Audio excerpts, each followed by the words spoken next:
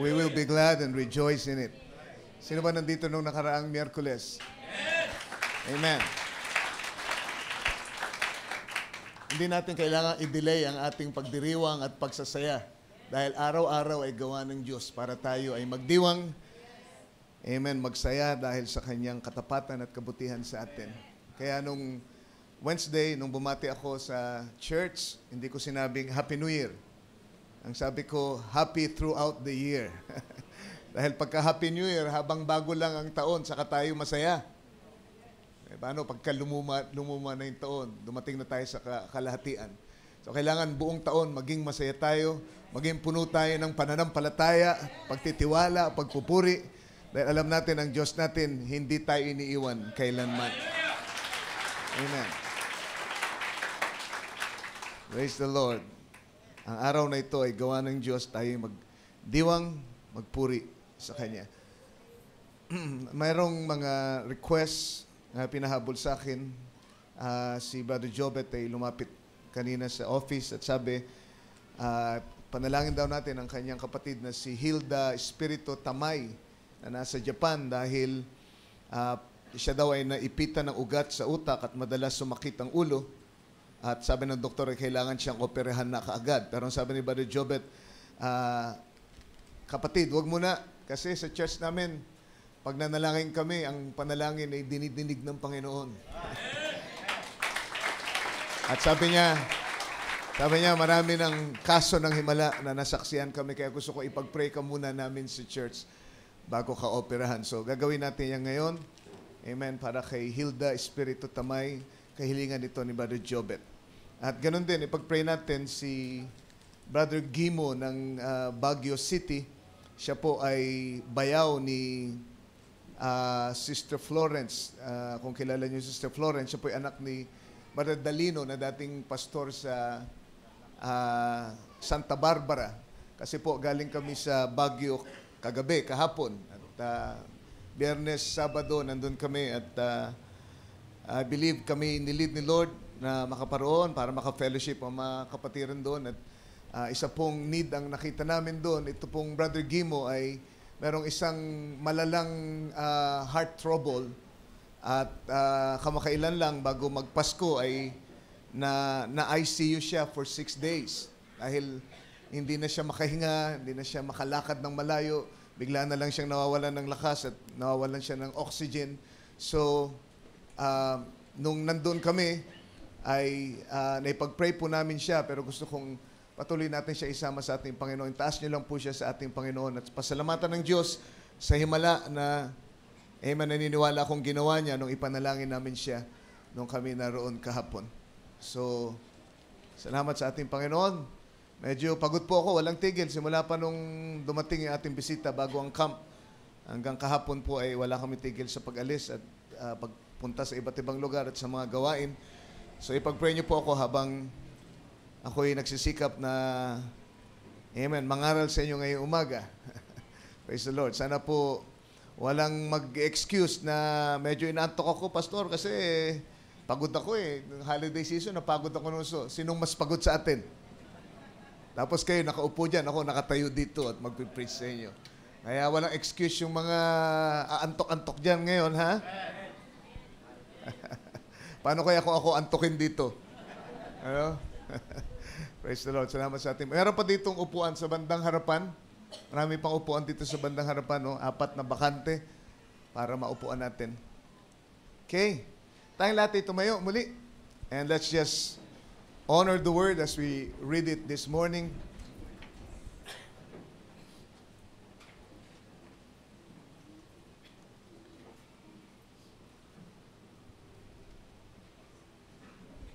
Romans chapter 4, 17 hanggang 20. Kaya habang hinahanap nyo, pinapahatid ng mga kapatiran natin sa Baguio ang kanilang pagbati sa inyong lahat. Pamilya ng mga Dalino, ganun din sina Pastor Danner Bulalin at ang kanyang may bahay at iba pang mga kapatiran na naroon. Papaabot ng kanilang pagbati sa ating lahat. Praise the Lord.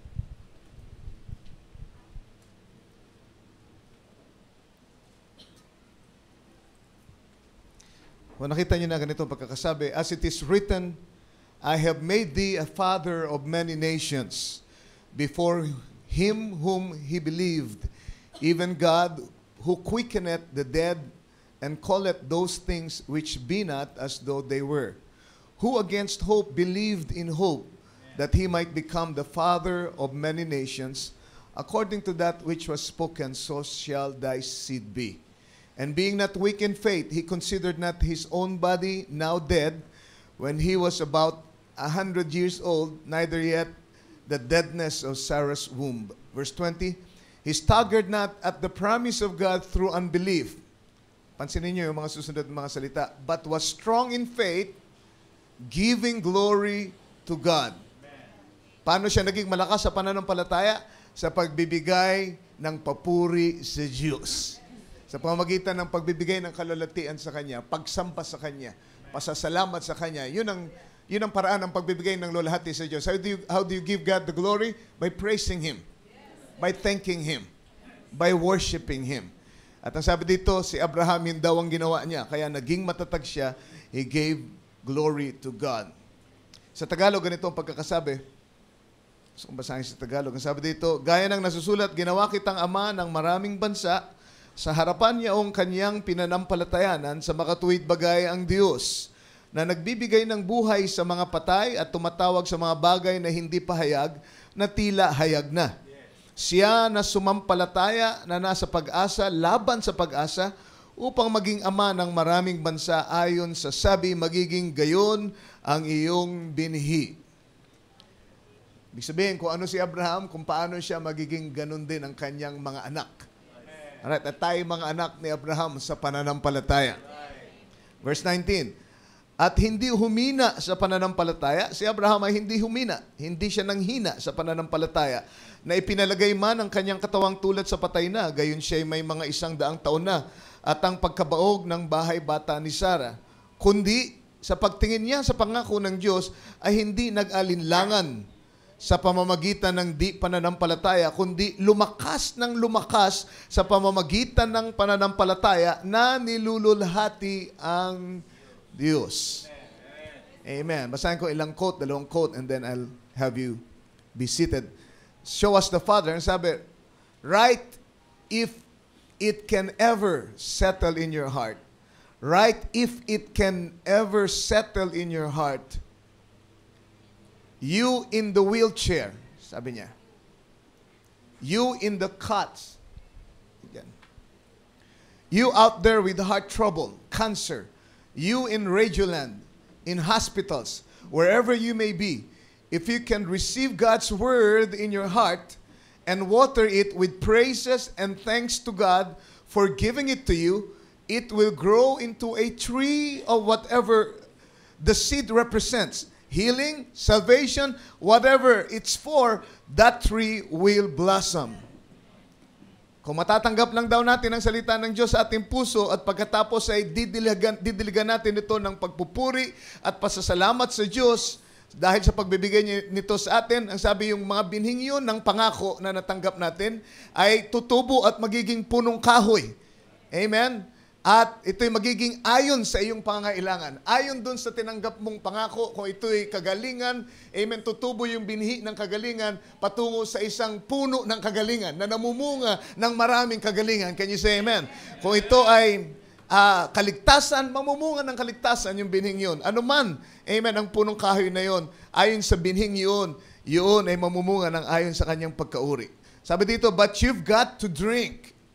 This is very important. Tingnan niyo mabuti, hindi sapat na natanggap niyong salita ng Diyos, hindi sapat na sinasabi niyong taglay ko na sa puso ko ang pangako. Ang sabi, you've got to drink.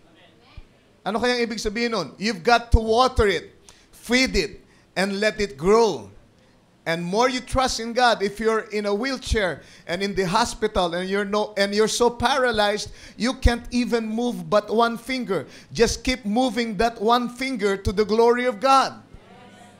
Kaya kung isang daliri na lang daw ang kaya niyong igalaw, sa pananampalataya, igalaw niyo yung isang daliring yun.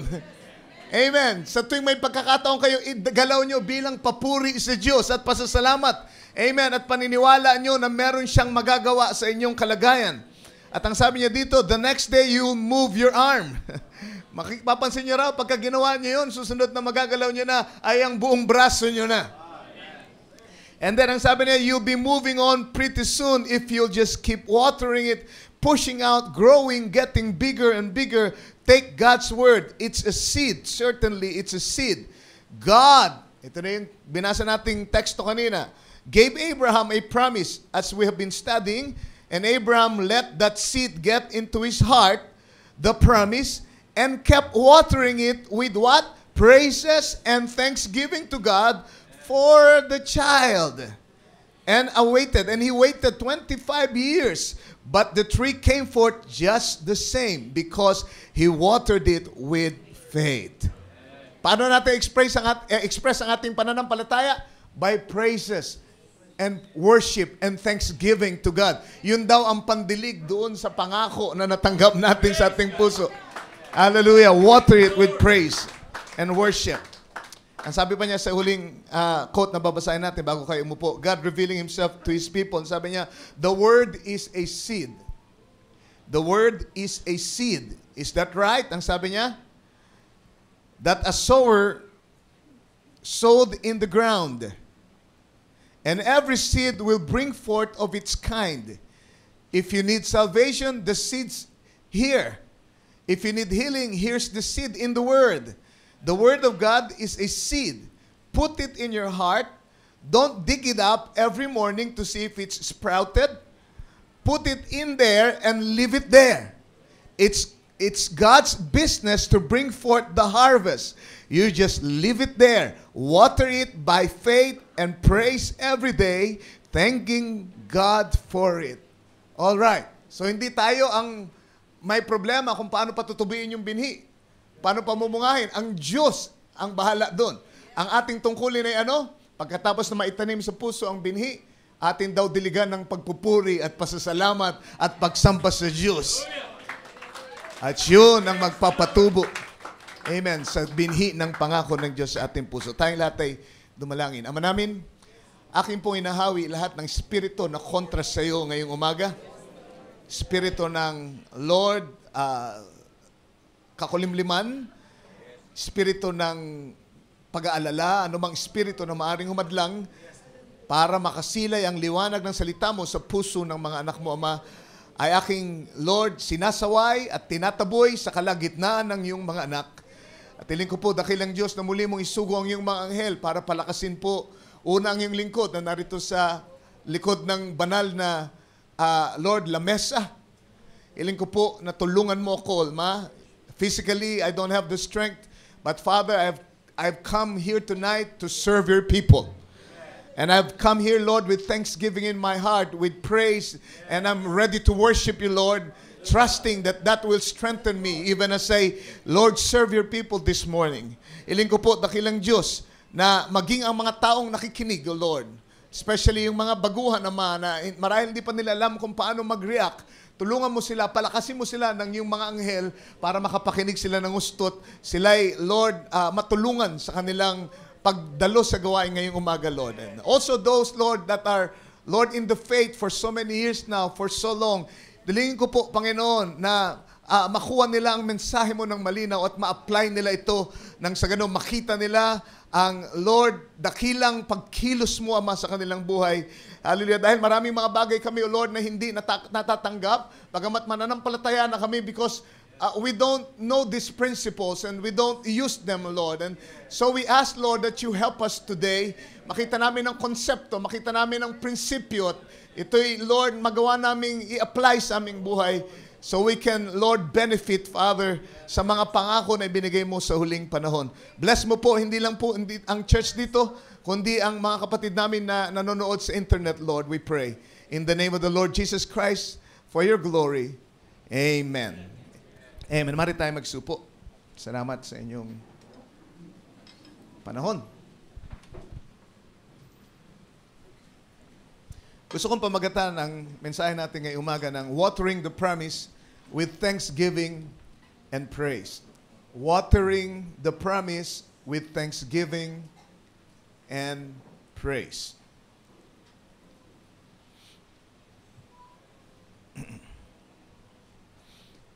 Ang mga pangako ng Diyos na ating tinatayuan araw-araw ay tulad sa mga binihi. Sino ba dito ang nakatayo sa pangako ng Diyos? Meron tayong mga pinangahawakan. Meron tayong mga tinatayo ang mga pangako ng Diyos, mga salita ng Diyos na pinaniniwalaan natin na magiging tugon sa iba't ibang pangangailangan natin. May pangako ng pagpapagaling. And ilan sa inyo, matagal na panahon, tinatayuan yan at pinangahawakan yan. Naniniwala kayo na ang Diyos natin ay nagpapagaling pa rin hanggang ngayon. At hindi kayo nagkakamali dahil yan ay malinaw na dinideklara ng salita ng Diyos. Ako ang Diyos na nagpapagaling ng lahat ng inyong karamdaman. I have sent my word and healed your disease. Amen. All throughout the scriptures, Old Testament, New Testament, yan po ang isang bagay na hindi binago ng ating Panginoon ang kanyang pagpapagaling. Kaya nung mag-alay si Abraham ng mga alay sa Genesis chapter 15, amen, meron siyang mga alay na hindi hinati. Amen. Yung mga ibon, ang sabi ni Brother Branham, alam niyo kung bakit? Kasi yan ay patunay na yung bagay na yon ay hindi nagbabago mula yung New Testament hanggang sa mula ng Old Testament hanggang sa New Testament. Yung iba kasi hinati niya, amen, nagpapakita ng Old and New Testament, pero ang sabi niya, yung alay na hindi hinati ay nagre-represent sa divine healing. Amen? May divine healing noon, may divine healing hanggang ngayon. Kailangan natin pagdiinan ito kasi ang ating lipunan na ginagalawan ay it's leaning towards depending on science. Diba? Gamot ng gamot, siyensya. Diba? Nakakatulong yung mga bagay na yan, but we want to exercise our faith being children of Abraham. Can you say amen? And we want to exercise that faith dahil, amen, hindi ka mararapture by science, hindi ka mararapture by medicine, you're gonna be raptured by rapturing faith. And so, kailangan natin mahasa ang pananampalatayang yan because that faith has to grow into a perfect faith and a rapturing faith para pagdating ng araw na kailangan palitan ng ating katawan, we'll have that, amen, enough faith para ang ating katawan ay mapasunod sa panawagan ng Diyos na magpalit tayo ng katawan. Amen. So, we believe in the promises of God. Tumatayo tayo sa pangako ng Diyos na ang sabi niya, kung ikaw ay sasampalataya, ikaw at ang buong sambahayan mo ay maliligtas. Marami sa inyo hanggang ngayon nakatayo pa rin, nakaakap, nakahawak sa pangakong yan.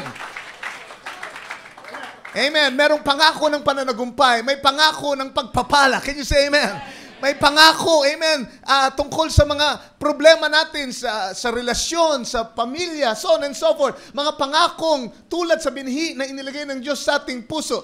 But many times, kadalasan, yung mga pangakong yan ay hindi natutupad overnight. Hindi yan natutupad ng karakaraka. Hallelujah. So it doesn't come to fruition overnight. There is a period of waiting and watering. May panahon ng paghihintay at yun ang pinakamahirap sa lahat, yung paghihintay. Sino sa inyo ang pinaghintay nung ka-appointment nyo? Yung pinaka nakakainis sa lahat, yung naghihintay ka. But you know what? Minsan si Lord talagang dinidelay yung kanyang pagdating para mahasa ang inyong pasensya. Para mabigyan kayo ng tsansa, amen, na ipakita sa kanya kung talagang nananampalataya kayo. Amen. So yung panahon ng paghihintay at pagdidilig, pwede natin itulad yan dun sa panahon ng pagsubok sa ating pananampalataya. We can call that period of time the trial of our faith. Kung saan marami ang bumibigay, marami ang tumatalikod, marami ang nanlulumo, marami ang nagsasabi, ay naku, hindi naman pala ito maaring tugunan ng Panginoon, hindi naman pala ako nadinig ni Lord. Bakit? Kasi sa panahon ng paghihintay, diyan din sinisikap ng kaaway na magtanim ng mga negatibong kaisipan sa inyong puso at sa inyong kaisipan, amen, para kayo ay tumalikod sa inyong panghahawakan sa pangako ng Diyos. Diba? Masyado nang matagal. Naku, wala na yan, wag ka nang asa ka pa. Diba? Sabi ng Diablo, asa ka pa dyan. Ngunit sa mga panahong tulad noon, amen, imbis na tayo'y mag-complain, imbis na pakinggan natin yung mga kaisipan yun na itinatanim ng Diablo, amen, tayo ay magpuri at magpasalamat sa ating Panginoon. Amen. Hindi makakatulong sa inyo na intindihin nyo yung mga simptomas at tingnan nyo yung mga bagay na kontra sa pangako ng ating Panginoon at pakinggan yung bulong ng kaaway sa inyo. Manlulubo ka, manghihina ka, maduduwag ka. Amen. Sa panahong tulad niyan, pagka ikaw ay dinidiscourage, dapat ay matutunan mong, amen, malaman na yun ay hudyat. Pagka ikaw ay binubulungan ng kaaway, sana maalala mo, panahon na para purihin ko ang Diyos. Dahil sinusubukan ako ng kaaway na pagdudahin, pag-alinlanganin. Didiligan ko ang pangako ng Diyos sa akin. Pasasalamatan ko na siya. Dahil ang sabi ng Panginoon, pagkat dumalangin kayo, maniwala kayo na natanggap nyo na ang inyong pinanalangin. Kung naniniwala kayo na tanggap nyo na, magpapasalamat na kayo. Magpupuri na kayo sa Kanya. Sasamba na kayo. Kahit pa wala yung pisikal na ebidensya, kahit hindi pa nakikita yung pisikal na katuparan ng pangako, start praising Him because that is watering the seed, watering the promise. Hallelujah. So, hallelujah, we need to move forward and stay in faith instead of worrying and complaining during the time of waiting. Dito sa verse 20 ng chapter 4 ng Romans, nakita natin kung paanong hinarap ni Abraham ang paghihintay for 25 years. Naghintay siya dahil merong pangako na inilagay ang Diyos sa kanyang puso, magkakaroon siya ng anak. Isipin nyo, Abraham and Sarah were prone, amen, to be discouraged. Lalo na pagdating nung pang-15 taon, pang-16 na taon na paghihintay. Diba? Unang taon okay pa Diba? Madali pang, bibigyan kami ng anak ng aming Panginoon kasi kaya pa nila talagang manganak sa kanilang physical na kalagayan, diba? Marahil, amen, si Sarah ay baog pero mas madaling paniwalaan yun na pagka siya ay pinagaling ng Panginoon, sa edad na ito, pwede pa siya magbuntis. Ang problema tumatanda na sila. Hintay ng 5 taon, 10 taon, 15 taon. Amen. Maya't maya ang tanong ni Abraham kay Sarah, kumustang pakiramdam? At imbis na umigi yung pakiramdam, tumatanda yung pakiramdam ni Sarah. Imbis na yung tiyan ang lumaki, yung likod ang lumalaki.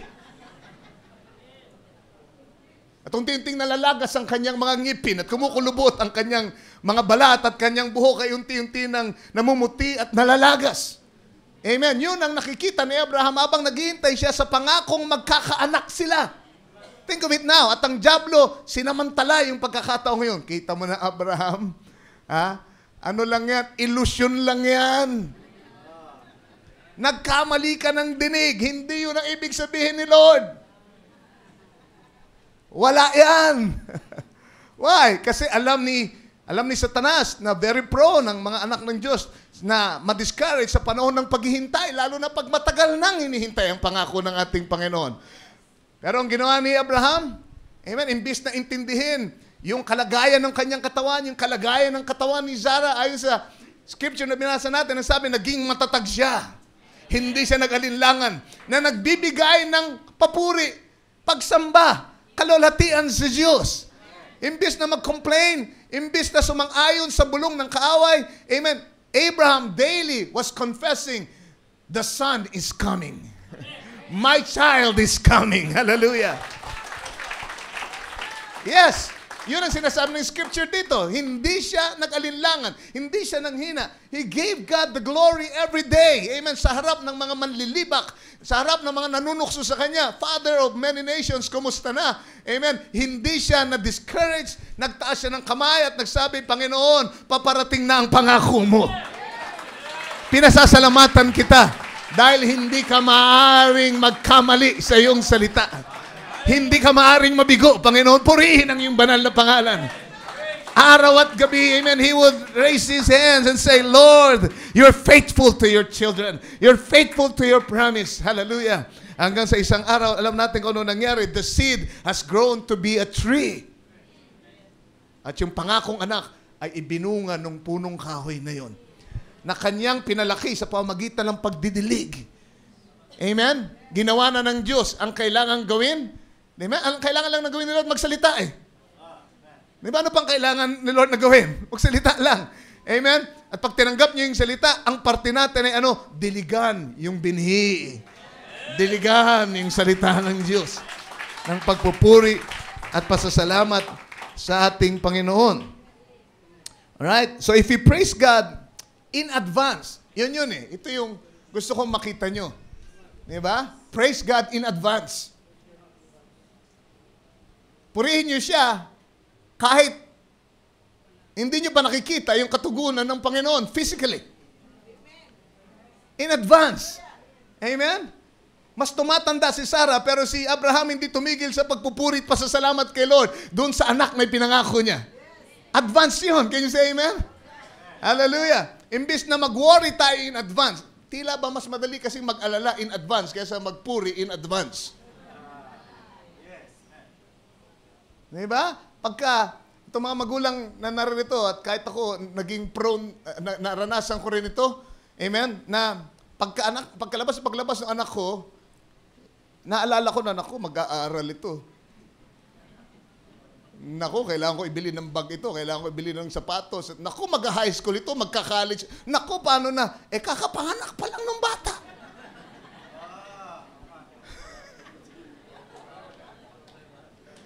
Panganak pa lang ng bata, pasusuhin mo muna doon sa, amen, sa gatas ng kanyang ina.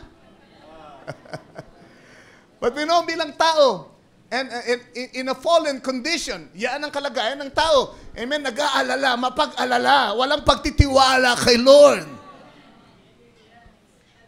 Kaya nga ang ating Panginoon Kristo ay nangusap, nagturo sa atin na tayo ay mamuhay one day at a time.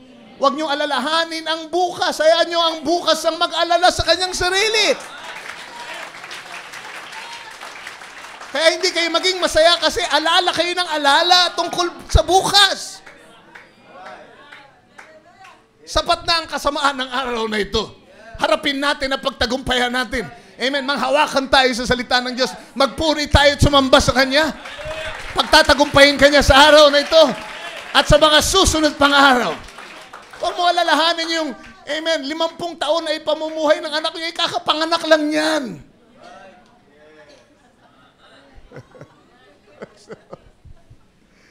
But Abraham, instead of worrying in advance, he praised God and thanked God in advance.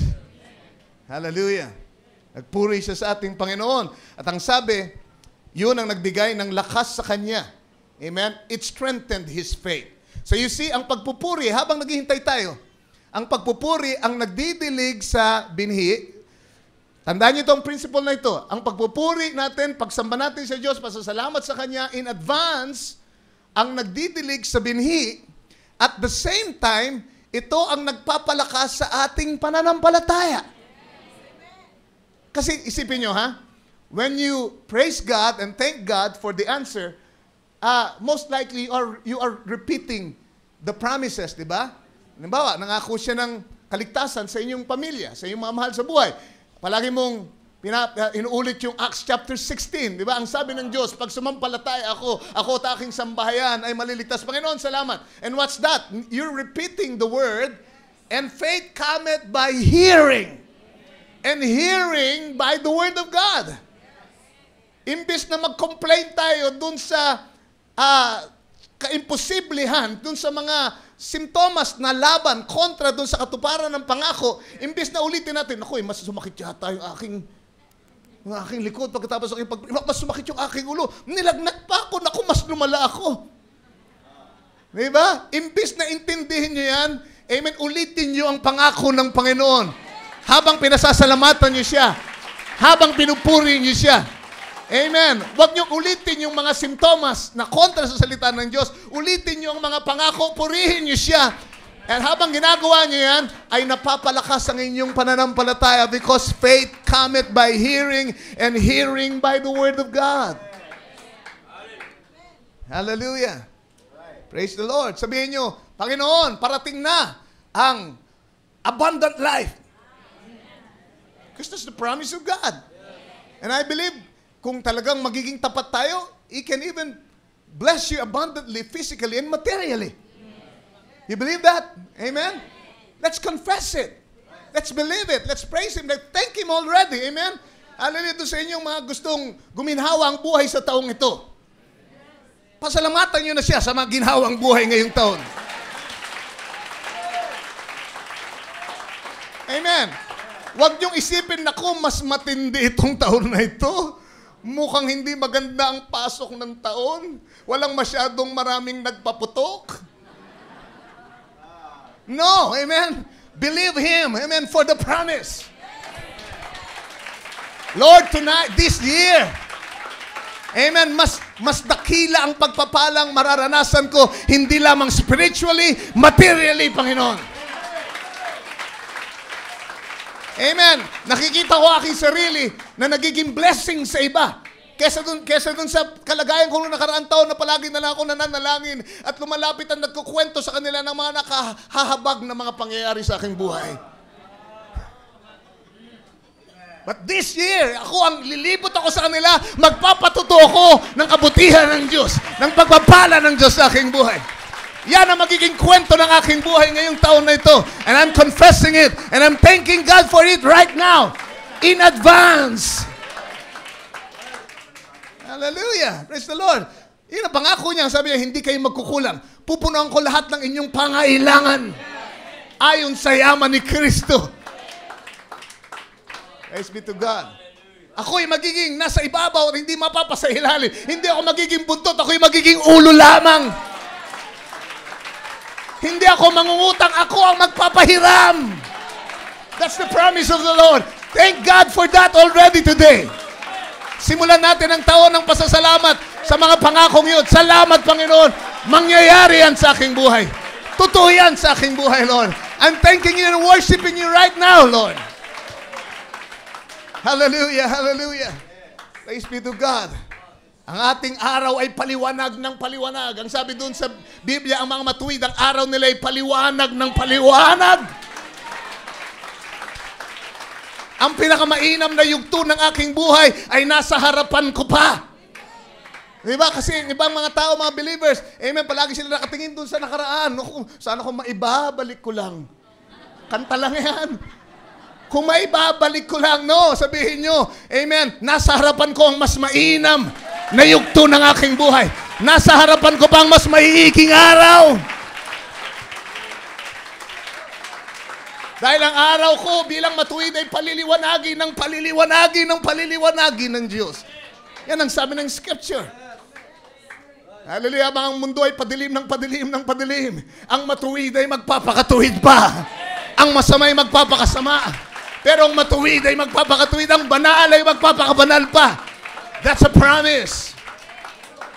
You claim that and you thank God for it. Blessed be the name of the Lord. Kaysa magmukmuk tayo, amen, kaysa salubungin natin ang pagsimangot ang taong ito, salubungin natin ang pasasalamat, amen, at pagpupuri sa ating Diyos. If you don't learn to thank God and praise Him in advance, you won't have the strength to wait for the promise. Ayun. Naisip niyo ba yun? Pag di kayo nag-aral ngayon, na magpuri, magpasalamat in advance sa tugon ng Panginoon, manghihina kayo sa paghihintay. Tandaan niyo yan. So meron tayong pangontra doon sa trial of faith, doon sa bulong ng kaaway, sa panahon ng paghihintay. Pagpupuri at pasasalamat. Praise the Lord. Kapag nararamdaman nyo na nanghihina na kayo, magsimula na kayo magpuri. Magsimula na kayo umawit sa ating Panginoon. Simulan nyo na awiti-awiti, nagsasabing worship. Simply worship. When you're crying, worship. When you are in need, worship.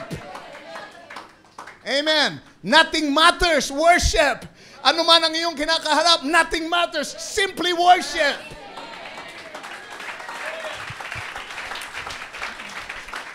Hallelujah. Now, hindi ko sinasabing hindi na kayo magtatrabaho, puro worship na lang kayo, ha? Don't misunderstand me. Baka naman hindi na kayo mag-uwian dito. Pagkatapos ng gawain natin, worship na lang kami, pastor. Alam niyo kung anong ibig ko sabihin, di ba? Abang ginagawa natin yung dapat natin gawin, we're responsible Christians. Can you say amen? Pero habang hinihintay natin yung mga pangako ng Diyos na hinihintay pa natin, hindi pa natin natatanggap physically, amen, kailangan magpuri tayo, maglingkod tayo ng may kasiglahan. Sumamba tayo. Can you say amen? Pag pupunta ka sa church, sumamba ka. Sumamba ka, magtaas ka ng kamay. Pumalakpak ka. Amen. Kung masakit ang kamay mo, taas mo yung paa mo. Hallelujah. Kung masakit ang lalamunan mo, itaas mo yung kilay mo. Amen, Brother Ray. Amen. Just worship Him in any way you can do. Because that will water the seed. That will water the promise. That will strengthen you while you're waiting for the promise to come. Hallelujah. Ang mister ko, pinagdarasal ko dahil marami siyang problema na ang aming relasyon is in the rocks. Amen. Simulan mo nang sambahin ng Diyos, pasalamatan siya. Dahil ang tugon ni Lord, nariyan na para sa iyo. Amen. Kahit ano pang makita mo, mas lumalala yata, mas dumadami barkada niya, mas maraming activities niya na hindi maganda. You worship God, you thank Him today. Para ipaalam kay Lord, Lord, narinig mo na yung panalangin ko minsan. Naniniwala ako, nadidinig mo na yun at tutugunin mo ako. Ngayon, sasambahin na lang kita, pasasalamatan na kita. Imbis na ako'y manghina, imbis na ako'y kakitahan ng panlalamig, may papakita kong sigla ko sa pananambahan. Kahit pang may malaki akong pakikipagbakang kinakaharap. Amen. Mas malaking kaluguran kay Lord yun na ang isang anak niya na puno ng pagsubok ay nagagawang manambahan ng masigla. Praise the Lord. Kasi madali lang sumamba pagka paldo-paldo ka. Pagka marami kang pera at lahat kaibigan mo, lahat ay maayos, may promotion ka, kabi-kabila, ang daling magtaas ng kamay at umawit ng malakas at magsimba palagi. Pero pagka ang langit at lupa ay tila laban sa iyo at parang ikaw ay iniipit. Amen. Yun ang panahon. Amen. Na ang pagsamba natin ay nagiging sacrifice. And that's the right kind of worship. Sacrifice of praise. Hallelujah. Ang problema sa atin minsan, nahahawa tayo sa espiritu ng Laodicea. Ang lahat ay naging madali na lang sa atin. You know? Naalala ko yung panahon na bago-bago pa lamang tayo sa mensahe. At ang ating bansa ay hindi pa ganito kaunlad niyo sa mga technology at lahat. Parang mas masigla pa ang gawin, mas mainit ang pananambahan. Yung mga tao, pag naglalakad sila ng mahaba para lang makasimba. Pero mainit silang sumamba. Bakit? At ang Diyos ay bumababa. Bakit? Nalulugod si Lord pagka sa gitna ng kahirapan ay nagagawa niyong sumamba at magpasalamat sa Diyos.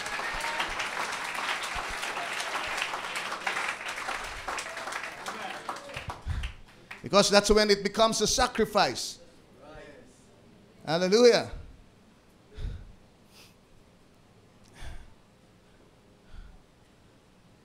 Now,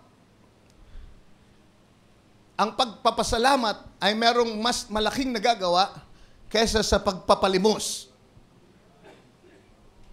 Tandaan niyo yan. Kaysa dun sa paghingi, pagsusumamo, paulit-ulit na paghingi. Amen?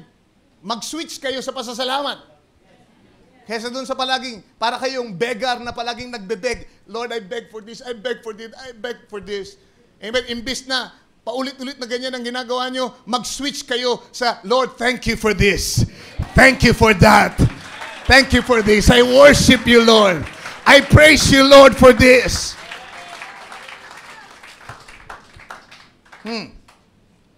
Praise be the name of the Lord. God heard your prayer when you prayed one time. Naisip nyo ba yun? Si Lord hindi bingi.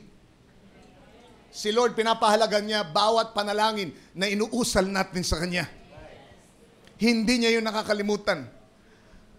Pagka paulit-ulit kayo sa inyong panalangin, pagka dumarating ang discouragement sa panahon ng paghihintay at kayo lalapit sa Kanya ulit, please Lord, pwede ba, Lord? Please naman gawin mo yung aking pinag-pray sa iyo. Palagay nyo nakalimutan ni Lord yung pinag-pray nyo sa Kanya. 10 years ago. Now, anong gusto kong sabihin sa inyo? Hindi ko sinasabing masama yung ating ipapaalala kay Lord, yung panalangin natin, at tayo manatiling nananalangin. But my point is, ba't di natin baguhin yung approach? Dahil patutunayan ko sa inyo sa Biblia na merong mas malaking nagagawa yung pasasalamat at pagsamba kaysa dun sa pagbebeg. Unang-una, kayo ay mga nobya ni Kristo, asawa ni Kristo. Hindi ako naniniwala ang asawa ay kailangang maglupasay muna bago ibigyan ng asawa niya yung hinihingi. Yung kailangan, maglupasay ka muna dyan. Ganun ba yun? Abay, kung mahal mo ang asawa mo, isang kindat lang yan. Isang ngiti lang yan, nagkakaintindihan na kayo. Amen. You're more than willing. You're happy to give. Amen. Kung ano yung kailangan ng iyong asawa. Amen. But sometimes yung asawang lalaki, sinusubukan niya yung asawang babae kung paano ang attitude sa panahon ng paghihintay habang hindi pa ibinibigay yung hinihingi niya sa kanya. Kita niyo ba yun? Pagka asawa makulit, angal ng angal, reklamo ng reklamo, palagay nyo kaya matutuwa yung asawang lalaki? Amen? Hindi porket hindi binigay sa inyo kagad, ay hindi ibibigay sa inyo. Ngayon, kakakulit nyo, kakareklamo nyo, baka hindi ibigay sa inyo. Kung naniniwala kayo sa pagmamahal ng asawa nyo sa inyo, minsan lang yan. Ang gawin nyo, imbis na magreklamo kayo at kulitin nyo siya araw at gabi, ang gawin nyo, lambingin nyo siya, pasalamatan nyo na siya, amen, purihin nyo siya, sabihin nyo, ang bait-bait mo talaga. Yan ang nagustuhan ko sa iyo, isang salita ko lang, talaga iniintindi mo, kahit na ang tagal-tagal na, 10 taon na, pero narinig mo na yun eh. Alam ko, narinig mo, alam ko, nilalaan mo na yun para sa akin. Salamat, ha? Amen. I'm showing you principles, concept na dapat makamit natin sa ating isip at ma-apply natin. Amen. Sa ating pamumuhay bilang mananampalataya.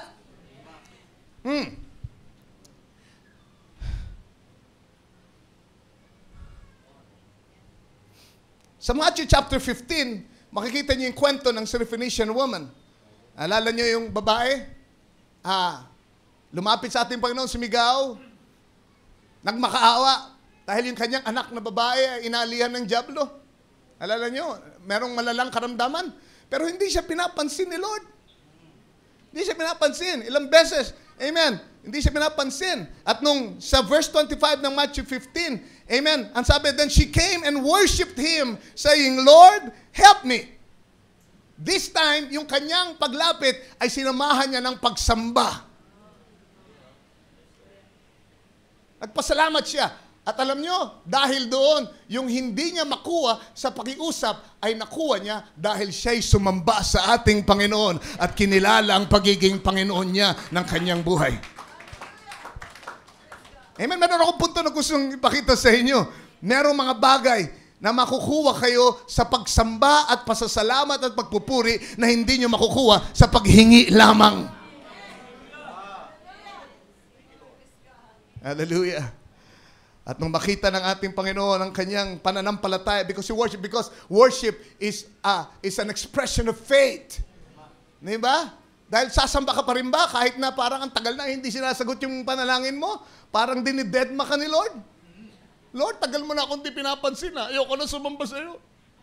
No. Amen. Mas lalo mong dapat ipakita, Lord, sinasamba pa rin kita. Nagtitiwala ako sa'yo.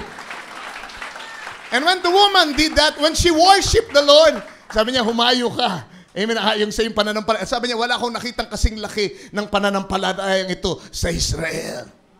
And she expressed it by worshiping Him in advance. Yung kanyang anak ay nandun pa rin. Can you say amen? May sakit pa rin, malala pa rin. Marahil ay, nakangiwi at nagpapagulong-gulong sa sakit. But he worshiped Christ already. Bilang pananampalataya na merong magagawa ang Diyos. Ganyan. Hallelujah.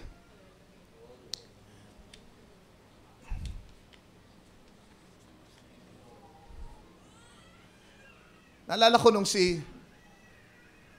yung aking anak na si Esther Ann, nung pumasok siya, nung siya mag-college, palibasa, si Justin, unang nag-college, at parehong computer-related yung kanilang kanyang kurso, yung aking lumang laptop, binigay ko kay Justin. Justin, sa IT ka kasi, sige, sa iyo to, para meron kang gamiting computer. So, 2 years after that, or 1 year after, kung di ako nagkakamali, yesterday pumasok naman sa college at computer science naman yung kanyang kurso. Kaya ang sabi niya, Pa, kailangan ko rin ng laptop. Kakabili ko lang ng laptop ko sa ministry. Lagay naman, ibigay ko sa kanya. No? Sabi ko, sige anak, hintay ka lang. Promise yan. Bibigyan din kita pagdating ng ganitong semester sa iyong college, sa iyong klase, bibili kita ng sarili mong laptop. See, pagkatapos nun, ay hindi siya nangulit na sa akin ng araw-araw, Pa, laptop pa. Pa, huwag mo kalimutan na. Alam niyo kung anong ginawa niya? Binola-bola ako. Pa, talagang bait-bait mo pa. Diba? Minsan niya lang hiningi. At kung mangusap siya, parang nasa kanya na yung laptop, kinukumpara niya, mas maganda yung laptop ko dyan. Sabi niya kay Justin, walang sinabi ang laptop mo. Walang sinabi ang kuya, wala yung panis yan. Panis yan sa laptop ko. Why? She believed. Amen. Na nung humiling siya, yun ay ibibigay ko na kagad, naniwala siya sa akin. At pinagmamalaki niya na magkakaroon siya ng laptop kahit wala pa yung laptop sa kanyang kanlungan. Amen. Top pa lang, wala pang lap.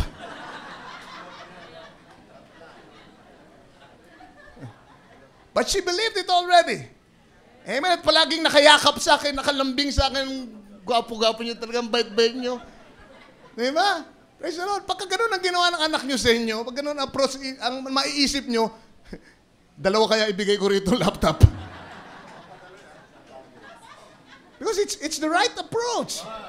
Kesa yung pagka makikita niya yung kuya niya na gumagamit ng laptop at naiingit siya, po naman ha, huwag mo kalimutan. Diba? Mas nakakainis yun. Diba? Ano, hindi ka ba naniniwala sa sabi ko sa iyo, nung sabi mo sa akin na bibigyan kita, nung humiling ka sa akin ng laptop na bibigyan kita na, yun ay gagawin ko. Diba? Diba? Nakakairita yun eh. Diba? Parang nagkukulang sa pananampalataya sa iyong salita. Ilagay nyo ang Diyos sa sitwasyong yun, di ba? Hindi nilangin nyo na sa Panginoon. Huwag yung konting nahihirapan kayo, konting natatagalan kayo. Lord, huwag mo kakalimutan na. Lord, baka nakalimutan mo. No, hindi niya yun nakalimutan. Kung ako sa inyo, lalambingin ko na si Lord. Pasasalamatan ko na. Ipapatutuo ko na. Can you say amen? Ipapatutuo ko na yung tugod ni Lord sa akin. Amen. Yan ang tamang approach. Para matanggap natin, taong ito, naniniwala ko, maraming mga pangako ang Diyos na tutubo sa ating buhay. Dahil didiligan natin ang gusto ng pasasalamat at pagpupuri kay Lord. Baka kaya hindi pa tumutubo yung mga ibang pangako nyo kasi hindi kayo marunong magpuri. Pag nasa church kayo, ang tamlay-tamlay nyo. Nakayong kagana-gana. Amen? Nanggagalaitin na si brother eh. Kung makatingin kayo, simula palampakan ng ulo. Imbis na magpuri kayo, magdiwang kayo, magpasalamat kayo sa naririnig nyo. Praise the Lord. You see? Apply that principle. Imbis na makiusap tayo palagi, magbeg tayo, magpuri tayo, magpasalamat sa Kanya. Jesus Himself exemplified this truth. Nung narito siya, ang ating Panginoon, remember yung kaso ni Lazarus sa John chapter 11? Di ba? Pinatawag siya nung malala na si Lazarus, pero hindi siya nakarating kagad. Kailangan niya pumunta sa ibang lugar hanggang sa mamatay na si Lazarus. Nung makapunta siya dun sa bahay nila Martha at Mary, dun sa kinaroroonan ni Lazarus, ay patay na si Lazarus at pangatlong araw na siyang nakalibing at nagsisimula ng sabi maagnas, lumubog yung kanyang ilong at nagsisimula na siyang bumaho, mangamoy dahil nabubulok na siya noong mga sandaling yon. Pero nung dumating ang ating Panginoon at sinalubong siya ni Maria, excuse me, o ni Martha. And then, ang sabi dun sa verse, basahin nga natin sandali. John 11 verse 41. And then they took away the stone from the place where the dead was laid, where Lazarus was laid. And Jesus lifted up His eyes and said, Father, I thank Thee that Thou hast heard me. Teka muna. nakalibing pa si Lazaro eh. Kita niyo ba? Hindi siya naghintay na. Pag bumangon na siya, pagka naalis na yung napkin na nakapalibot sa kanya, yung nakabalot sa kanyang tela, pag nakakawala na siya doon sa pagkakagapos na yon, at nakahinga na siya ng malalim, humingi na siya ng tubig, magpapasalamat ako sa iyo, Ama. No, sa harap ng kamatayan, ay nagpasalamat si Lord dahil sa buhay. Naintindihan niyo ba yun? Sabi niya dito, sabi ng scripture dito, the Lord now showing us an example. Ang sabi dito, He lifted up His eyes and said, Father, I thank Thee that Thou hast heard me. So evidently, hindi lang siya ngayon nag-pray. Nung masabi sa kanya yung request, nanalangin na siya kaagad. You see, maraming beses, maraming nagte-text sa akin, tumatawag, Pastor, mayroong ganitong problema. Pastor, naghihingalo si ganito. Pastor, mayroong ganitong sakit. Pastor, mayroong ganitong kagipitan. Pagkatanggap ka noon, tinitiyak ko sa inyo, lumuluhod ako at nagpe-pray ako para doon sa request. At gusto ko i-apply natin itong ehemplo ng ating Panginoon. Si Lord, nung matanggap niya yung request, I believe He prayed for Lazarus already. Kaya nung pagdating niya dito, ang prayer niya ganito na lang, Lord, salamat dahil nadinig mo na ako. Nagpapasalamat na lang ako, Ama, sa iyo dahil narinig mo ako. Pero nakalibing pa rin si Lazaro. May takip pa nga yung libingan di ba? Pinatanggal niya lang yung takip. Nakabalot pa si Lazaro ng damit panglibing. Naintindihan nyo? Namamaho pa si Lazaro. Nakalubog pang ilong. Pero ang sabi niya, Ama, salamat dahil dininig mo na ako.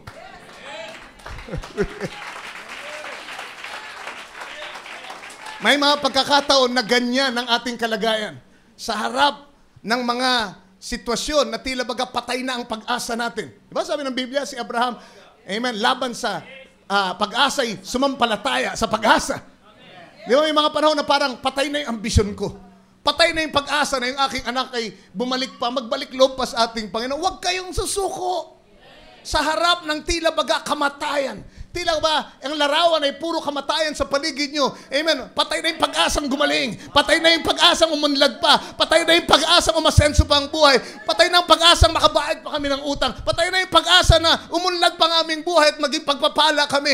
Amen. Sa harap ng mga panahong tulad noon, ay magawa nyo nawang lumuhod at sabihin, Ama, alam ko na dininig mo ako. Magpasalamat na tayo sa sagot ng Panginoon. Magpuri na tayo. Sambahin na natin siya. I thank God. Hallelujah. Sabi dito ng, amen, in scripture, basahin natin ulit. Jesus lifted up His eyes and said, Father, I thank Thee that Thou hast heard me, and I knew that Thou hearest me always. But because of the people which stand by, I said it, that they may believe that Thou hast sent me. And when he thus had spoken, he cried with a loud voice, Lazarus, come forth. And he that was dead came forth, bound hand and foot with great clothes, and his face was bound about with a napkin. Jesus said unto them, Loose him and let him go. Amen? Bago pa siya makaalpas doon sa great clothes niya, nagpasalamat ng ating Panginoon. Nakita nyo? Hallelujah. Yun ang tamang approach. Magpasalamat na tayo kahit hindi pa natin nakikita physically. Can you say amen? Because ang pananampalataya nakatingin doon sa mga bagay na hindi nakikita ng physical na mata, kundi sa pangako ng Diyos. Nakaangkla ang pananampalataya. Hallelujah. Si Daniel, doon sa Daniel chapter 9 ay nanalangin. Alala nyo? Nung siya'y nakita niya na nalalapit na ang panahon ng deliverance ng bayan sa pagkakakubkob. Amen. Siya nanalangin sa ating Panginoon. Gusto niya malaman ang kahulugan ng mga nakasulat sa aklat. And he prayed. Amen. At sa oras na yun, na nanalangin siya, ang Diyos ay nagdispatcha kagad ng anghel. Dala-dala ang sagot para dun sa kanyang panalangin. Pero, yung sagot ay dumating 21 days after. Bakit? Kasi sabi ng anghel, may gusto ko ipaalam sa iyo, Daniel, nung araw na manalangin ka, ay sinugo na ako ng Diyos. Kaya lang kailangan ko makipagbaka dun sa mga kaaway ng Panginoon, sa mga demonyo na nasa himpapawid, bago ako makalusot at ako'y makaparito at maibigay ko yung tugon ng Diyos sa iyo. So anong pinapakita nito? Sa araw na nanalangin ka ng may pananampalataya, na dinig na ng Panginoon, nagdidispatcha na siya kagad ng sagot ng anghel. Can you say amen? Amen? Hallelujah. Ano kaya kung na-discourage si Daniel at umayaw na siya at bahala na nga. But no, he kept on holding on the promise. At pagdating ng 21 araw, ay dumating ang tugon ng Panginoon sa kanya. Hallelujah. Si Elijah sa 1 Kings chapter 18. Alala nyo, nagkaroon ng tagtuyot doon sa Israel. 3 taon. At si Elijah ay inakusahan ni Haring Ahab na siyang dahilan nitong salot na ito. But alam ni Elijah na yun ay kamay ng Diyos. And siya ay, alam niya that everything was under control. At dun sa chapter 18, kung maalala nyo yung enkwentro sa Mount Carmel between Elijah and the prophets of Baal. You remember, 400 na Baal, na propeta ni Baal ang kanyang kinaharap. Ito'y sa panahon ng tagtuyot, panahon ng taggutom, hindi umulan sa loob ng 3 taon. At si Abraham, si Elijah, I should say, hindi siya nag-alala. Amen. Alam niya, everything was in control. At nung siya ay nakikipag-enkwentro doon sa mga propeta ni Baal, if you remember, amen, anong ginawa ni Elijah? Tignan niyo yung kwento, hindi na natin babasahin, ano? Pero, ang ginawa niya una ay kanyang tinayo ang altar na nagiba. Alright? At altar ay nagsisignify ng worship. Worship. So yun ang kanyang gustong sabihin sa Israel. Amen. Nawala na ang inyong pagsamba. Nasira na ang relasyon nyo kay Lord. Kita nyo yung broken altar represents your broken fellowship with Him. Pag wala ng altar sa bahay, pag wala ng panahon ng panalangin, amen, sira na ang relasyon nyo kay Lord. Wala na kayong magandang ugnayan sa Kanya. Anong dapat gawin? Kailangan ayusin natin ang altar. Buuin natin muli ang altar sa ating mga tahanan. Iniwala ko marami, amen, sa mga kahilingan natin hindi natin tatanggap kasi hindi tayo marunong sumambat manalangin na wala ng altar sa ating bahay. Ang altar natin, yung computer table. Mas maraming panahon pa ang ginugugol natin doon magkakasama sa harap ng computer o ng telebisyon kung meron pa rin kayong mga telebisyon. Kaysa sa maghawak-hawak tayo ng kamay, amen, at gawin nating altar ang ating puso at manalangin tayo, sumamba tayo, magpasalamat sa Kanya. Magpuri sa Kanya. And Elijah, amen, he repaired the altar. At sabi niya sa mga Israelita, hanggang kailan kayo magdadalawang isip? Kung ang Diyos ay Diyos, sambahin niyo siya. Di ba? Kung ang Diyos ay yung Diyos nitong si Baal, yung sinasamba nitong mga propetang ito, kung si Baal ang Diyos, sambahin niyo si Baal. Di ba? At ang sabi niya, sige, patunayan natin kung sino talaga ang Diyos. Hayaan niyo na yung Diyos na sumagot sa pamamagitan ng apoy. Kilalanin natin siya bilang tunay na Diyos. At tinamon niya yung mga propeta ni Ahab at saka ni Jezebel. Sabi niya, sige, magtayo rin kayo ng altar niyo at lagyan niyo ng parang daanan ng tubig, ng hukay at lagyan natin maglagay kayo ng alay, I should say. Doon sa ibabaw ng altar nyo, tumawag kayo sa inyong Diyos at sabi niya, magagawa ako ng altar at naglagay siya ng dabi sa English, ditch siya tayo, naglagay siya ng parang kanal doon sa altar para pag binuhusan ng tubig ay mananatili pa yung tubig doon sa paligid ng alay para patunayan niya na ang Diyos niya ang tunay na Diyos. Dahil kahit nabasa yung alay, kahit napapalibutan ng tubig, ay pupugnawin ng Diyos, tutupukin ng Diyos yung alay sa pamagitan ng apoy. At sabi niya doon sa mga propeta ni Baal, sige, manalangin kayo, tumawag kayo sa Diyos nyo. At yung mga propeta ay nagsigawan, nag-iyakan sa Panginoon, hindi lang minsan. Pagkatapos ng ilang panahon, ang sabi ni Elijah, hindi pa kayo nasasagot ng inyong Diyos? Tawag pa kayo, pray pa kayo. Kita nyo? Pinapakita niya sa atin na ang Diyos natin, pag nag-pray tayo, naririnig niya kaagad. Pero yung Diyos na hindi tunay, yung Diyos na patay, kahit anong prayer mo, kaya ka nag-uulit-ulit ng panalangin, kasi patay ang Diyos mo. Ang sabi niyo, baka natutulog ang Diyos niyo, o baka naman naglalakbay siya, o baka namamasyal. Ang sabi ni Elijah, di ba? That's that. kanyang hinahamon. Actually, he was doing that para dun sa mga Israelita na nakakasaksi ng enkwentro ngayon. Di ba? Amen. So sila ang nag-ulit-ulit hanggang sasaktan na nila ang kanilang sarili. Nagsugat na sila ng kanilang mga katawan pero wala pa rin sagot. Ang totoo kasi sila mismo duda kasi ilang beses sila dumalangin, wala eh. Pero si Elijah, nung manalangin siya, simple lang, Lord, lahat ito ginawa ko ayon sa iyong salita. Patunayan mo, ikaw ang tunay na Diyos. At dumating ang apoy. Minsan lang, nagpasalamat siya, nag-worship siya. Can you say amen? And the Lord God answered this prayer sa harap ng mga tao.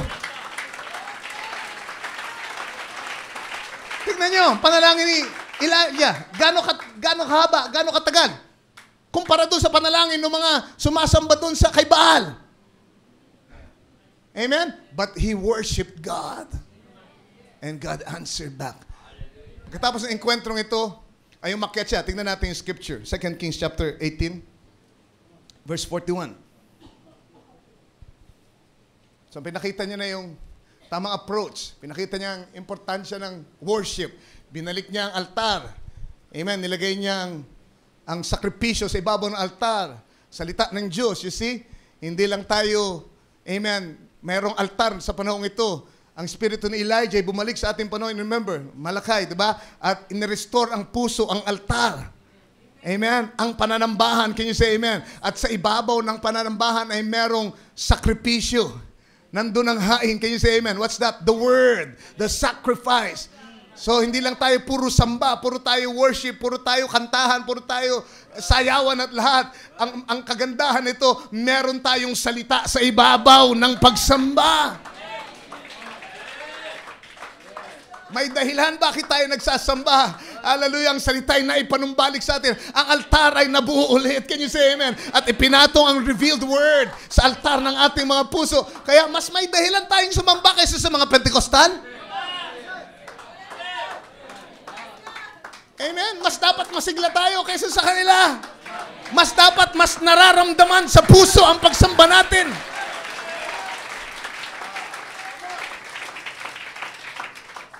Hallelujah. And here, verse 41, Elijah said unto Ahab, get thee up. Remember now, meaning si Ahab ay, amen, na babagabag na dahil 3 taon nang hindi mo ulam. Nang sabi ng Diyos kay Elijah, sige, makipagkita ka na kay Ahab dahil pauulanin ko na sa pamamagitan ng iyong salita. And Elijah said unto Ahab, get thee up, eat and drink, for there is a sound of abundance of rain. Humayo ka na. Naalala ko si Brother Dale, kasama ko po kasi si Brother Dale sa Brother Edison, nagpunta kami sa Baguio. Amen. At isa sa mga tutunang salita ni Brother Dale sa Tagalog ay sulong. Sulong. Atras. Dan sabi ni Elijah, sulong! Akab! For there is a sound of abundance of rain. Amen. Wala pang tanda ng ulan. Wala pang ulap man lamang, ang liwanag ng himpapawid, ang init-init, tuyo ang paligid. Nangamamatay ang mga hayop sa paligid. Ang sabi ni Elijah kay Ahab, humayo ka na, maganda ka sa saganang ulan na darating. Kumain ka, magpiesta ka, dahil merong saganang ulan. Hallelujah.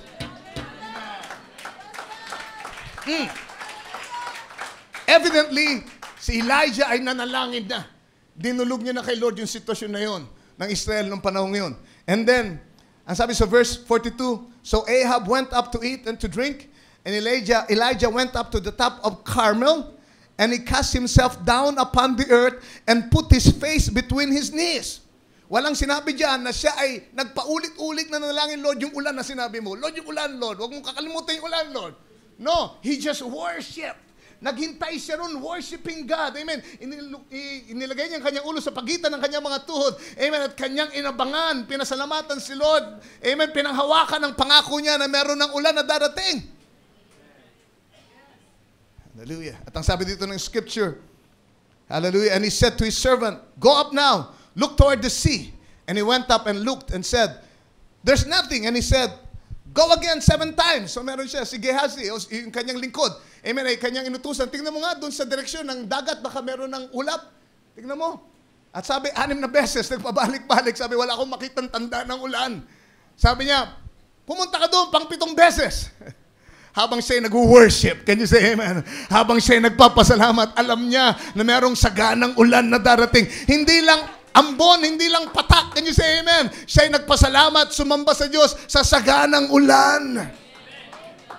At ang sabi dito, praise the Lord, said to the servant, go up now, sulong, look toward the sea. And he went up and looked and said, there is nothing. And he said, go again 7 times. And it came to pass at the 7th time, he said, behold, there ariseth a little cloud out of the sea, like a man's hand. And he said, go up, say unto Ahab, prepare thy chariot, and get thee down, that the rain stop thee not. And it came to pass in the meanwhile, that the heaven was black, with clouds and wind, and there was a great rain. And Ahab rode and went to Jezreel. Kita nyo? Praise the Lord. Nung makakita yung kanyang, praise the Lord, lingkod ng ulap na singlaki ng kamao. Ang sabi niya, sabihin mo na kay Ahab, magmadali siya. Baka siya ma-overtaken ng malakas na ulan. Baka ma-overtaken siya ng habagat. Samantalang singlaki lamang ng amen, ang kamao, yung ulap na nakita ng kanyang lingkod. Why? Amen, alam niya, amen, na hindi maaring mabigo ang Diyos sa kanyang pangako. Sumamba siya, nagpasalamat siya. Hindi niyo nakita na umiyak siya at humingi ng ulan ng maraming beses. Amen. Inayaan niya, amen, na mangyari ang kalooban ng Panginoon habang siya'y nananambahan sa Kanya. At dumating ang saganang ulan. Amen. Anong gusto kong sabihin? Sa taong ito, maghanda kayo sa saganang ulan. Ihanda nyo ang inyong malalaking sisidlan. Ihanda nyo ang inyong mga puso. Can you say amen? Dahil merong ulan, may bagyo na darating spiritually. Bagyong pagpapala. Can you say amen sa ating buhay? Amen. Hindi ko sinasabing walang pagsubok na darating. Maraming mga pagsubok. Paghihigpit ng kaaway. Mas higit siyang lalaban sa atin sa taong ito. Pero hindi yun ang tinitignan ko. Ang tinitignan ko yung pangtugon ng Diyos doon sa gagawin ng kaaway. Mas malaki pa rin ang ating Diyos. Mas makapangyarihan pa rin siya. At kung siya ay kakampi natin, sino ang laban sa atin? Bakit po problemahin mo yung malaking pagsubok kung meron kang malaking Diyos na nasa tabi mo palagi? At merong malaking supply. Kaya kanyang pakainin sa panahon ng taggutom. Kaya kanyang painumin, kaya kanyang patabain katulad ni Elijah. Aba ang lahat ay nangangayayat at wala ng kalakas-lakas, pipintok ang iyong pisngi. Dahil may pangako siya, uulan ng malakas sa ating panahon. Uulan para sa bride. And I'm preparing my heart, I'm preparing your hearts. Kaya ako nangangaral ng ganito. Amen, ang Diyos ay nangako ng dakilang pagkilos sa huling pagkakataon sa paraan na hindi pa nakita ng mundo. Dapat ihanda natin ang ating mga puso dyan. Amen. Hindi ko problema yung malaking pagsubok na darating hanggat alam ko na may tama akong relasyon kay Lord. Hindi ko problema yung kung alam ko na meron siyang mas malaking habag para sa akin kaysa sa problemang darating. Jeremiah 33 verse 11. Ang sabi, the voice of joy and the voice of gladness. The voice of the bridegroom and the voice of the bride. The Spirit and the bride say, come. Isang kanilang sinasabi. Sabi dito, ang tinig daw ng kagalakan at ang tinig ng nobyo at ang tinig ng nobya. The voice of them that shall say, praise the Lord of hosts. Anong sigaw ng nobyo? Anong sigaw ng nobya? Praise the Lord of hosts.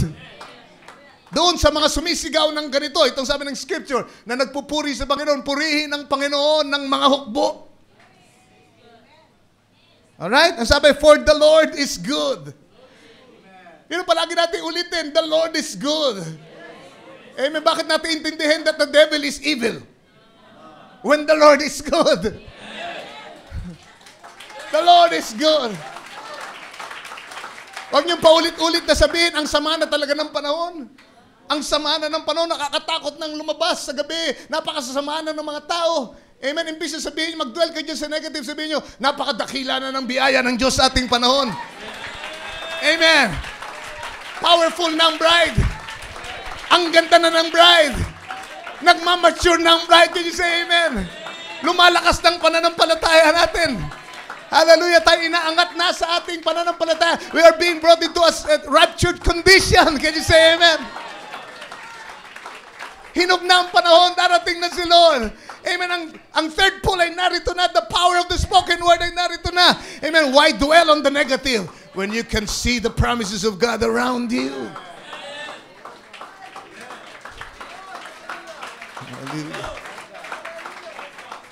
Amen. Imbis na manlumod tayo, magpuri tayo, ang Panginoon na mahukbo ay purihin.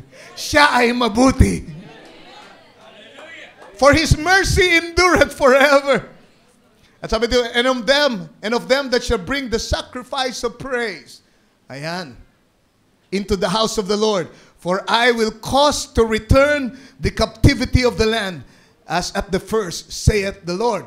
Ang tamang translation dito, return the captivity of the land. Ibig sabihin niyan, reverse. I will reverse the situation. Doon sa mga darating sa templo. Kikinig ba kayo sa akin? Doon sa mga darating sa simbahan.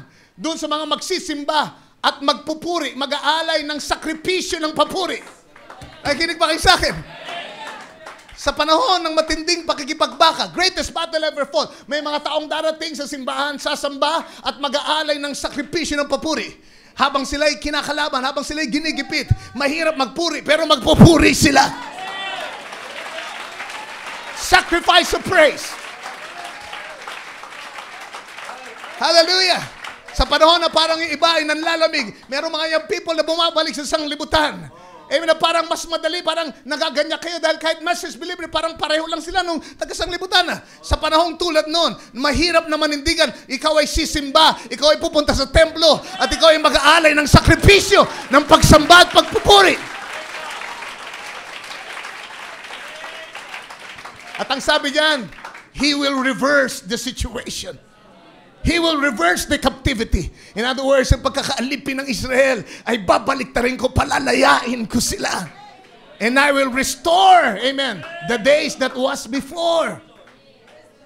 So ang pangako ng Diyos sa mga taong magpupuri, mag-aalay ng hain ng sakripisyo, magkakaroon ng reversal. Merong mga sitwasyon ngayon na hindi maganda sa inyo. Matagal nyo nang pinapanalangin na yan ay baliktadin ng ating Panginoon. Ang susi, manambahan ka ngayon. Mag-alay ka ng alay ng pagsamba. Ang sabi niya, I will reverse it. I will reverse it. And I will bring restoration to you. I will bring restoration to you. Amen. Salamat sa ating Panginoon. One of these days, i-reverse niya yung pagtanda ng ating katawan. Glory to God! I will change their atoms. I will reverse the aging process. Can you say amen? Imbis na tumanda, imbis na mas pumuti, imbis na malagas yung buhok, babalik ang mga buhok nila. Walang isa man sa buhok nila ang nawala. I will restore all. I will reverse the situation. Ang mundong ito na pabulusok sa kasamaan, amen, pagkatapos ng lahat ng araw na ito, babaguhin niya, ibabalik niya sa bago lahat, and all things will become new. Para sa kanino? Para kanino? Doon sa mga magpupuri, doon sa mga sasamba ng merong sakripisyo ng pagpupuri.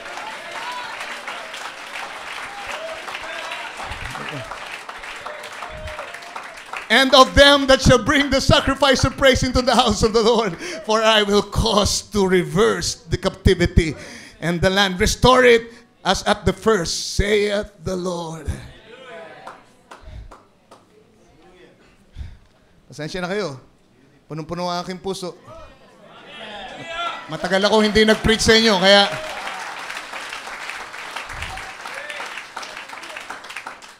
ngayon, mag-preach ako ng matagal-tagal ngayon. But we're closing. Amen. Nasaan yung amen? Closing na. So 1 Samuel 17, huling scripture. Dito sa eksenang ito, makikita niyo ang mga Israelita at ang mga Philistines. Nasa magkabilang burol sila. At sa pagitan nila ay merong valley. At yung valley yun ay sakop pa rin ng Judah. Alright? Tingnan niyo yung eksena, ha? nandito ang mga Israelita, nandito ang mga Filisteo, at sa pagitan nila mayroong valley. At yung valley ay pag-aari ng Judah. At alam niyo ba kung ano ibig sabihin ng Judah? Judah means praise. Praise. At doon sa eksenang yun, ay merong isang higante, ang pangalan ay Goliath, na araw at gabi walang ginawa kundi manlait sa mga anak ng Diyos na nandun sa kabilang burol. Ting umaga, ang naririnig ng mga Israelita na nanginginig sa takot ay, o ano, nansan na yung champion nyo? Wala pala kayong sinabi. Ano, nansan na yung itatapat nyo sa akin? Wala kayo. Puro kayo forma. Diba? Walang sinabi. Kahit yung Diyos nyo, hindi kayo pwedeng iligtas ngayon. Ngayon, tumapat kayo sa akin. Wala kayo. Hinamak-hamak. Sa umaga, yun ang naririnig. At sa gabi, bago sila matulog, ang totoo, hindi sila makatulog. Dahil bago magtakip silim, nandun na naman si Goliath, naghahamon. Nansaan na? Wala kayong panapat sa akin. Wala kayong panapat sa akin. Nansaan? Tagal na namin naghihintay. 40 days and 40 nights. The Lord. At lahat ng mga Israelita, ang sabi, pati ang kanilang hari, nanginginig sa takot, di alam kung anong gagawin. Biglang may dumating na isang lalaki, galing sa angkan ni Judah. Hallelujah! Ang pangalan ay David, galing sa angkan ng papuri. Angkan ng nagpupuri kay Lord. From the tribe of praise. Sabi ni David, pinapayagan niya yung uncircumcised na yan. Nalaitin tayo. Laitin ang ating Diyos na sinasamba at pinaniniwalaan. Kaya niyo akong tumapat sa Kanya. Galing ako sa lupain ng papuri. Praise the Lord. You know, meron tayong pakikipagbaka. Merong lambak na pinaglalabanan. Marami sa inyo marahil nasa lambak ngayon. Pero gusto ko sabihin ngayon, sa umagang ito, ikaw ay galing sa lipi ng ating Panginoon. Sa lipi ng Lion of the tribe of Judah. Hallelujah! Ang lambak ay hindi pag-aari ng mga Pilisteo. Ang lambak ay hindi pag-aari ng pagkalumo at pagkatakot at nervyos at karamdaman at kagulumihanan. Ang lambak ay hindi lambak ng takot. Ang lambak ay lambak ng pagpupuri. Yung lambak ay pag-aari ng Huda. So ang sinasabi ni David, ang lambak na ito, the battleground, can you say amen? Ito'y bahagi ng aming mana. Ito'y sa Huda, ito'y sa papuri. Amen. Kaya nagpuri si David. Amen. Pinakita niya ang kapurihan ng ating Panginoon. Ang sinabi niya, hindi ito sa katakutan. Hindi ito sa, amen, sa despair. Ito ay valley of praise. At alam natin ano nangyari doon. Amen. Gusto ko ipakita sa ibang anggulo yung pangyayari. Ang lambak ay naging lambak ng pagpupuri. Though I walk through the valley of the shadow of death. Kahit na parang ang hirap, parang ang dilim, ang lambak na yan ay lambak ng pagpupuri. Sabi ni Barbanam, ang totoo, dyan sa mga lambak, dyan maraming bunga, dyan maraming prutas na inaani, hindi sa tuktok ng bundok. Meron kayong pakikipagbaka, meron kayong lambak ngayon. Sabihin nyo, ang lambak na ito ay lambak ng pagpupuri. Pupurihin ko siya. Sasambahin ko siya. Lolalatiin ko siya. Amen. Bago pa dumating ang sagot, purihin niyo siya. Bago niyo pa makita, amen, na yung pangako ay naging ganap na punong kahoy, pasalamatan niyo na ang ating Panginoon. Katulad ni Abraham, katulad ni Daniel, katulad ni Elijah, katulad ni David. Gawin natin lambak ng pagpupuri. Kung may lambak man tayong daanan, gawin natin yung lambak ng pagpupuri. Tayong lahat ay magsitayo ngayong umaga. Water the promise with thanksgiving and praise. Hallelujah. Oh God, have mercy. Have mercy, Lord. Amen. So message sa Philadelphian Church Age before you worship Him.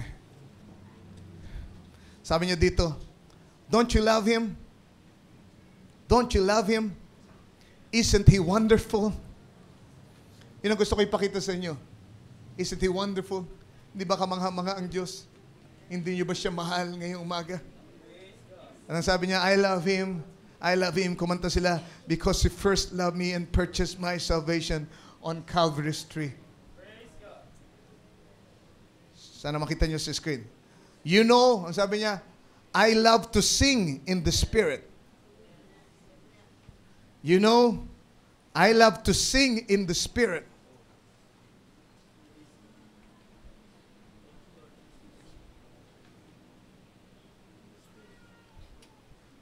I love to sing in the Spirit after a meeting where that's cutting and everything. Don't you? Sabi, gusto niya raw umawit sa Espiritu pagkatapos ng isang pangaral, sa isang gawain na kung saan ang pangaral naging matigas. Sabi niya, don't you? Hindi ba ganun din kayo? Oh, how I love to get in the Spirit then.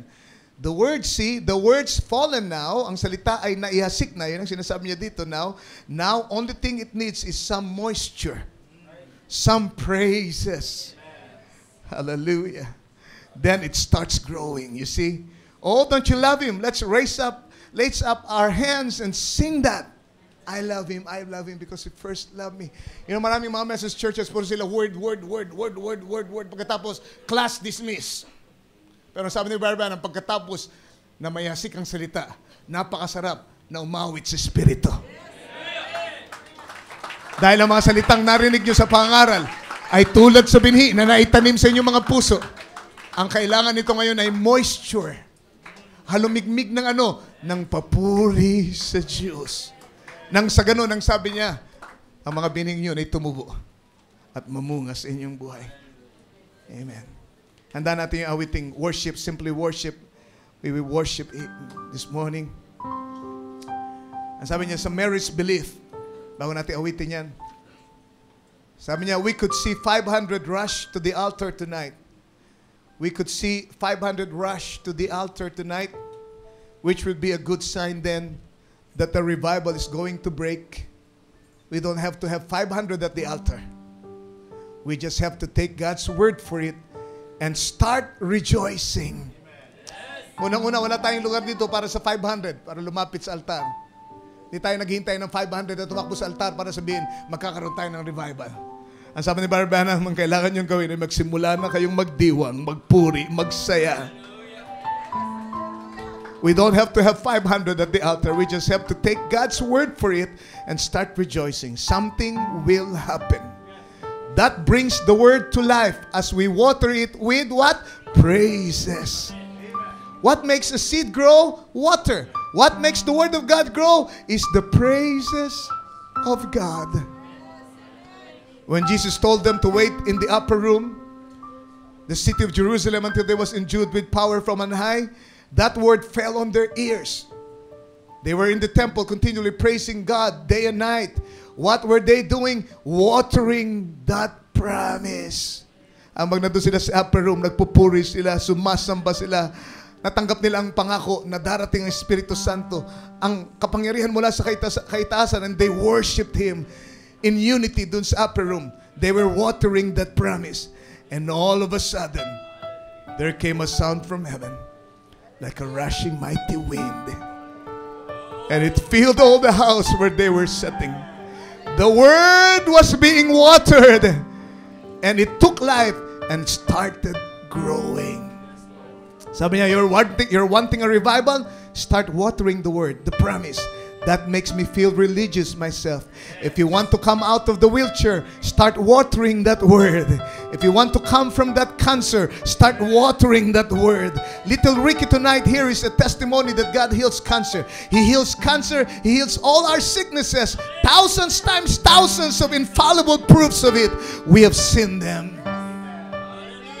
Ang kailangan natin, masyado na tayong maraming narinig na pangako.